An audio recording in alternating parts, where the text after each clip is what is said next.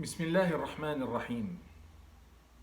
Il est une valeur admirable qui fait partie intégrante des valeurs de la foi et qui peut, en cas de défaut, écorcher cette dernière et mettre quiconque l'ignore en porte-à-faux avec le Seigneur.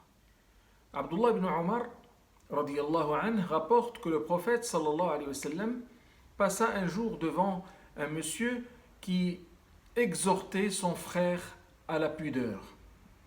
Il lui dit alors: laisse-le donc. La pudeur fait partie intégrante de la foi.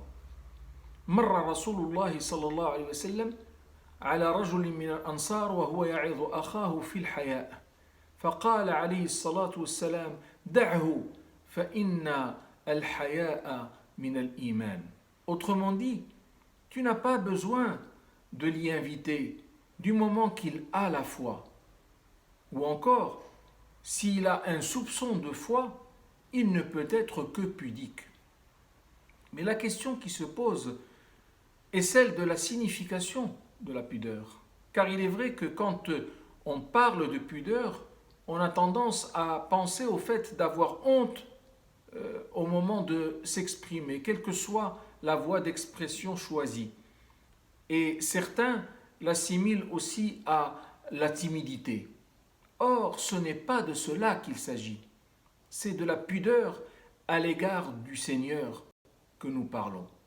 Le prophète sallallahu alayhi wa sallam en donna la définition lorsqu'il dit dans un hadith authentique: Al-istihya'u min Allahi haqqa al-haya' an tahfada al-ra'sa wa ma wa'a wa tahfada al-batna wa ma hawa wa tatadhakkara al-mawta wal-bila wa man arada al-akhirata taraka zinata ad-dunya. Ce qui veut dire être réellement pudique à l'égard d'Allah, c'est de préserver ses 5 sens et également sa consommation. Et préserver de quoi? Et préserver de l'interdit. Puis, d'avoir toujours une pensée par rapport à la mort et du retour vers Dieu et de renoncer aux délices ici-bas en faveur de la félicité de l'au-delà. Comment alors mettre en œuvre cette valeur si prisée alors que je suis confiné en pleine crise sanitaire?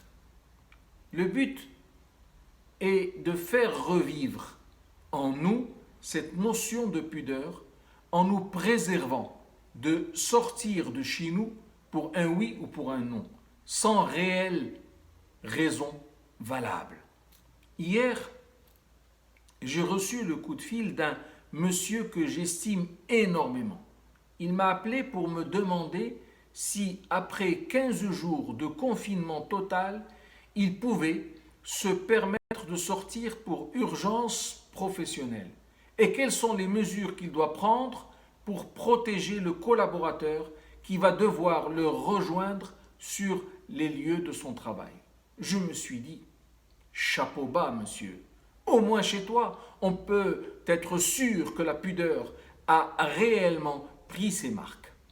Les raisons qui l'ont poussé à me poser son problème m'ont été clarifiées. Mais je vais les taire. Et je peux vous assurer qu'elles certifient la conclusion à laquelle je suis arrivé. Pardon, Seigneur.